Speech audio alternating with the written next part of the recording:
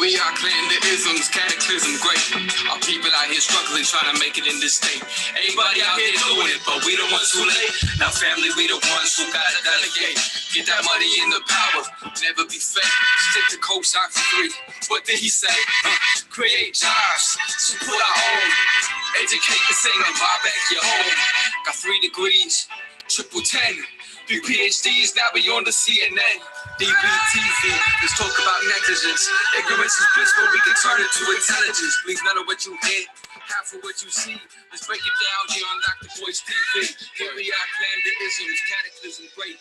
Our people out here struggling, trying to make it in this state. Everybody out here doing it, but we the ones who late. Now family, we the ones who gotta delegate. Get that money, get the power, never be fake.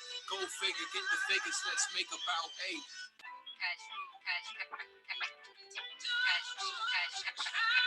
When worst come to worst, my peoples come first. I was hardly making George before I'd written the verse. Hey, what's up, guys? I hope you guys are having a good day. I'm Dr. Boyce Watkins from Your Black World and the Black Business School. And I'm about to go to bed, actually. But I thought that I would come in for a minute and talk about something that somebody sent to me in my inbox today. And I thought it was really interesting and worth sharing.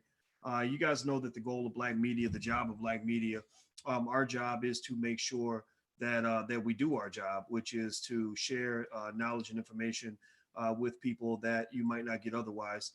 We serve a very special purpose in this process, and I consider it to be a sacred responsibility because a lot of people don't care about the Black community. A lot of people don't care about doing what's right for Black people. A lot of people don't want to put the Black community first. They want to put the Black community last until they need Black people. And then when they need Black people, they all over us.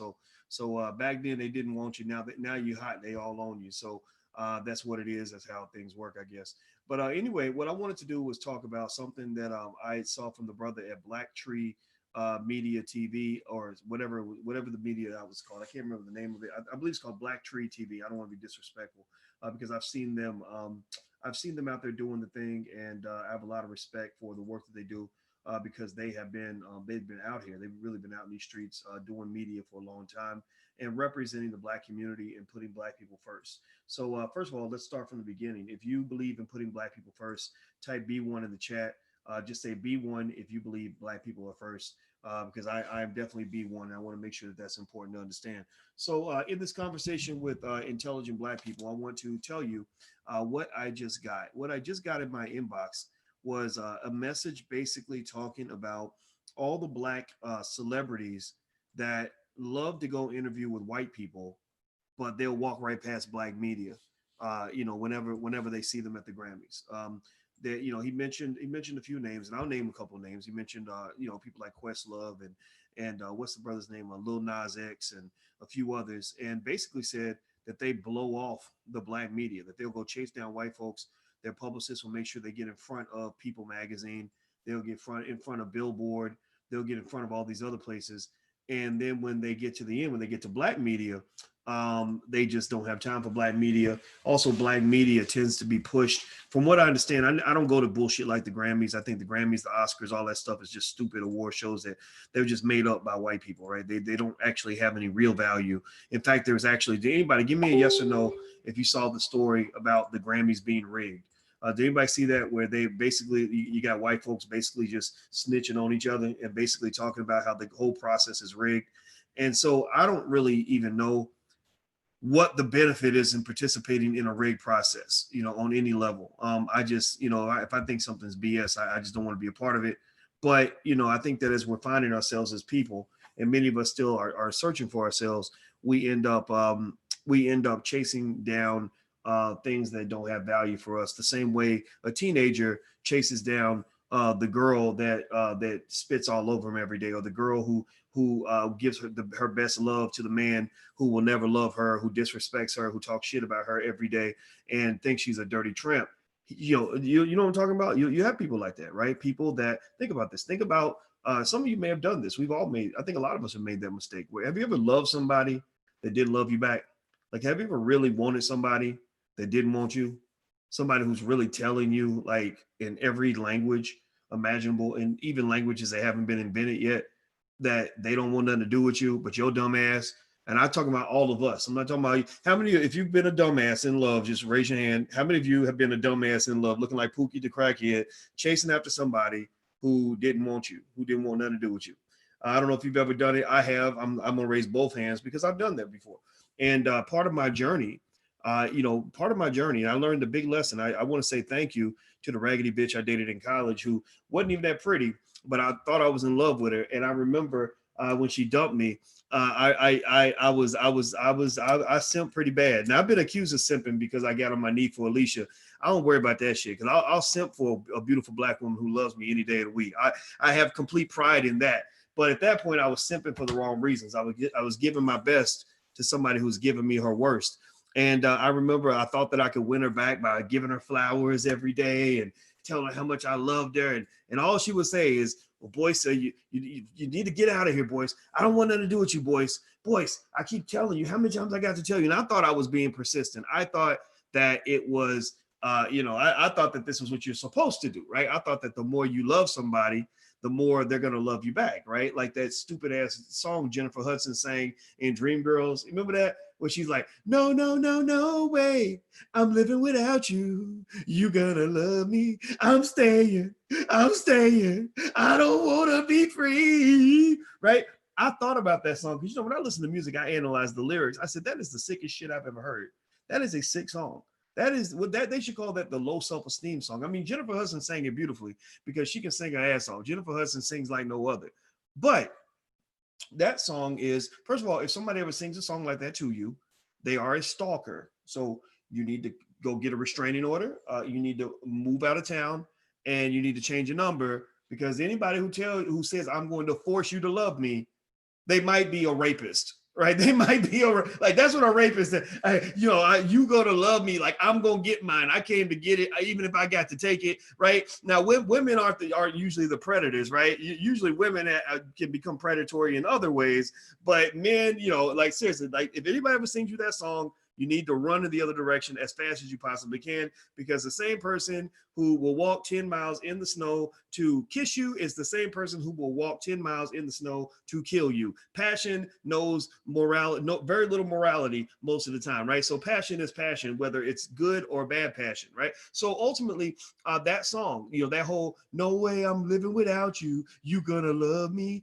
I'm staying, I don't want to be free," like that type of shit. That's what black people look like when your dumb ass is around here chasing around white folks with rigged award shows like the Grammys, who don't love you, who don't want shit to do with you, who literally do everything in their power to prove to you beyond any reasonable doubt that they give zero fucks if you come or go.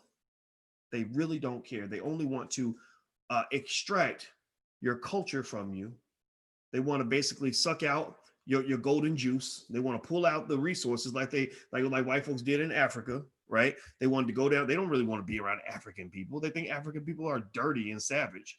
But they want to go there to get the oil. They want to go there to get the gold. They want to go there to get all the other minerals out of the ground. And then they go back to China or they go back to France where it's nice and clean and safe and happy. Well, the same thing happens in America. That's exactly what they do to you. And the problem is that because you don't have self-esteem, you end up singing that Jennifer Hudson song from Dreamgirls. You gonna love me? No, no way. I'm living without you. I'm staying. I'm staying. I don't want to be free. Let me tell you what I learned. The story, the lesson I learned, and I want to say thank you. I mean, when I say thank you, when I publicly say thank you to that raggedy bitch I dated in college, I really mean it. Because nothing will teach you a bigger lesson about self-esteem than to have somebody drag you around and make you look stupid and humiliate the shit out of you over a 2 or 3 month period of time. And I look back in that, and in my mind, I go back in time, and in my mind, I replay that whole situation. And all I do is I say to her, I don't do nothing mean. I don't beat her up or yell at her or cuss her out or nothing. I ain't got to do all that because she doesn't deserve me. She doesn't deserve a man as great as me. What I do is I say, okay, you know what? You don't want to be with me? Okay, no problem. I thank you for your time. I wish you the best. Now I'm going to move on with my life. And in my mind, I'm thinking, because I am the shit, because I am special, I'm going to go out here and I'm going to save the best that I got. Like Anita Baker said, giving you the best that I got. You're not going to get the best that I got if you are raggedy and disrespectful. You're not going to get the best out of me if you don't appreciate the fact that you landed the golden goose. That beautiful black woman upstairs that I pledged my love to in front of a million people. Almost a million people watched that proposal I did for her. And I would not have done that if I was not 100% crystal clear that this woman would take a bullet for me in a second. That woman loves the shit out of me. And that's why I did. That's why I just laughed. I showed Alicia the video. There was people that were like, look at her face. She don't even really like him. I was like, no, you don't know, partner. I would never do something like that if I wasn't 100% crystal clear that you don't appreciate every ounce of the magic, of the black man magic that's going to be in your life until the day you die. If you can't appreciate that, that's okay. I'm not gonna get mad at you. I'm not gonna cuss you out. I'm not gonna be like, "How dare you? You know how good I am. You know how great of a man I am. You know how many women out here would love to have a man like me." That's what we do. That's what black people do. We'd be like, "Well, we look how talented we are. Look how great we are. Look at like even poor Monique. Monique was doing that with Netflix. She's like, I'm talented and I deserve as much money as so and so. And look at how great I am and look at what I can do." Well, okay, if you got it like that, then cool. Then you just pack your shit, you walk away, and you say, I'm gonna take my offer elsewhere, right? Black people, you're special, you're unique, you're amazing. There's nobody else on earth like you. Why are you sitting around begging inferior people to acknowledge you when you can't even acknowledge yourself? Do me a favor. If you get what I'm saying, if you understand what I'm saying, again, I don't talk about stuff without there being a bigger lesson. This is not a gossip fest. This is really about sort of seeing what happened and kind of elevating the discussion, kind of rising to a level where we can understand the world a little bit better. And I'm just going to tell you, white folks ain't never going to stop acting white. The Grammys and the Oscars, that's their shit. They own that. You can run around, you can bang on the door, talking about singing Jennifer Hudson songs all day if you want to, talking about you gonna love me and I'm gonna boycott, I'm gonna protest, and also you can do all that if you want to, and they just sitting there laughing at you. They're like, damn, we wouldn't be doing none of that shit for them. Ain't nobody think about this. You'll hold a march and a rally and a protest for months to get a chance to go to a white university, but ain't no white man in history ever held a march, rally, or protest to try to get into a HBCU. Am I right or am I right? Tell me one time, yes or no. Has there ever been a time in the history of this earth that white folks have ever got together and said, we're gonna march and rally and protest for the opportunity to go to a black university?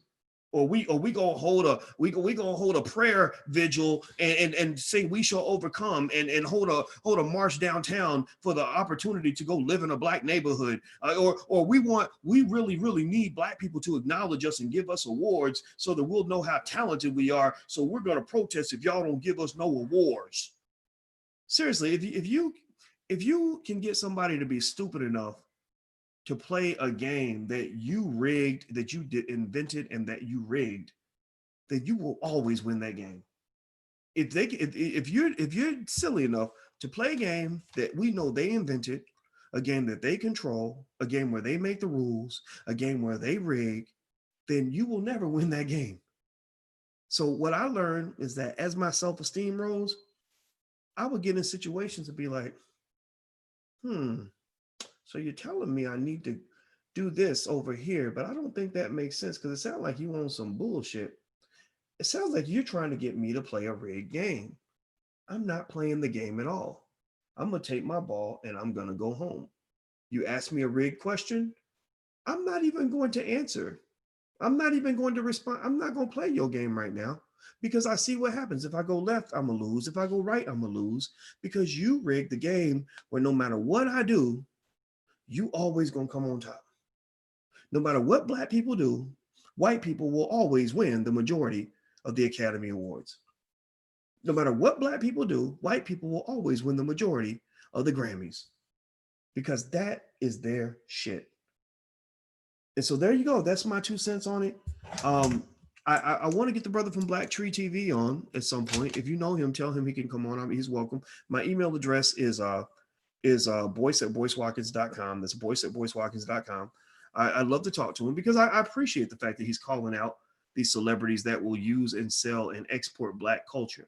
I love the fact that he'll call them out, because they need to pay a tax. I told you guys earlier, if you're black and you're using the brand of blackness to make wealth for yourself, then you need to pay a tax to the Black community. So I think that it's cool that he called them out by name. He mentioned some names. I saw Lil Nas X, Questlove, Rick Ross, and a few others. I saw a lady. I don't know if it was. I don't know who that was. I don't want to say Janelle Monáe. She looked like her, but it might not have been her. I don't know. But either way, though, I'd love to hear the names. I'd like for him to name names of individuals that did this, because I do think that they deserve that respect. I think Black Tree TV is excellent. You'll never see me standing at the fucking back of the bus at the goddamn Grammys trying to get a 2-minute interview with some Negro who's only famous because white people chose him, whatever, maybe because he's promoting an agenda, maybe because they like coonery and buffoonery. I don't know. But remember, you think that the most talented Black people are the ones on TV, but they're not the most talented Black people. They are the selected Negroes out of the pack. They are the ones that were selected by white supremacy as excellent servants of white supremacy. So these award shows are not so much an acknowledgement of your talent.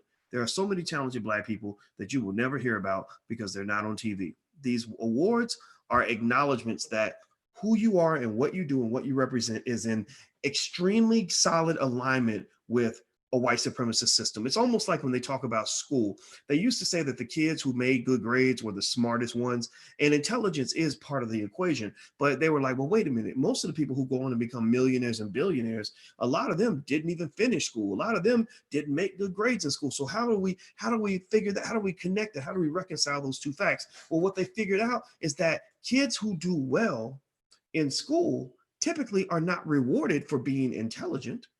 The kids who do well in school a lot of times are being rewarded for aligning their behavior with the system. So a lot of Black children are more likely to get a good grade just for sitting down and shutting up than they are for actually being smart. I was that kid. I was pretty smart, but I got a big mouth. I run, to this day, I still have it, right? And I would question the teacher, and I would question the bullshit we were reading in the books. That ain't gonna get you a good grade, right? So at the end of the day, we got to understand what it is. And stop believing that it is something that it's not. Stop talking about people, Negroes on TV, and saying, oh, these are the most successful Black people in America. The most successful Black people in America in many occasions are the ones who have been rejected by white supremacy. Think about this. You send your children to schools that will celebrate slave masters like George Washington, but your children don't even know who Marcus Garvey is. Marcus Garvey has never and will never be acknowledged in America by white people as a successful Black man, but he is one of the most successful that there is. Dr. Claude Anderson in Powernomics, he goes on Breakfast Club, the whole world eats it up. Everybody's like, oh my God, this is the philosophy I've been waiting for. This Black man can't even get HBCUs to share his book with the students because they're so in line with white supremacy. I'm not dissing all the HBCUs, but y'all know what it is. Y'all know I got to tell the truth. So at the end of the day, you need to just understand what it is. And when somebody gets an award, just know awards don't usually measure what they claim to measure. Awards measure something else. If that was the case, then why in the hell did that racist Clippers owner, Donald Sterling, get an award from the NAACP? This motherfucker hated Black people, still does, ain't got no respect for Black people, but he's getting awards from the NAACP. Well, he got an award because he gave them money and because he did stuff for the people that were running the organization, and they were like, shit, these awards don't mean shit, but people think they mean shit, so here you go, here's an award. That's why, honestly, I don't go to award shows. I get awards all the time, and if I don't respect your award show, 9 times out of 10, I'm not even going to even respond to the message. I'm not even going to say thank you because I'm just like, yeah, whatever. Right. So I'm just telling you, it doesn't mean shit. Just know that it doesn't mean shit. Anyway, I'm going to go. Do me a favor. Somebody asked about the shirt. This is Black Enough. Black Enough is our social media platform. Y'all know I'm big on building our own. If you want to know what we're doing for the Black community, we're building things. We're creating. So Black Enough is, this is the URL, blackenough.com. It's a play on the word Black Enough. We have a trademark on this word. This is a Black word. This is an invented Black word in the B1 vocabulary, in the Dr. Boyce vocabulary. Black Enough is a term to measure, are you Black enough? So if you're Black enough, come to blackenough.com and join our social media platform. You can get shirts like this also at our t-shirt platform, which is wokeblacktees.com. That's wokeblacktees.com. And I've also got, I'm also speaking in Maryland next month, and I want to let you guys know about this. It's an investment summit I'm doing. There's a group that invited me out there and we're going to do it's going to be all about investing, stocks and bonds, everything else. It's springintowealth.com, springintowealth.com. and it's March 21st and 22nd, run by a group called Education Over Entertainment. So feel free to go to springintowealth.com. I'll be in Maryland in the month of March, and we're gonna throw down when I get there. It's gonna be amazing. And also, if you want to know more about what we got going on, feel free to go to boycewatkins.com. That's boycewatkins.com. So hit the thumbs up button, hit the share button. If you're on Twitter, please retweet this, and I'll see you guys soon. Have a good night. Talk to you later. Peace.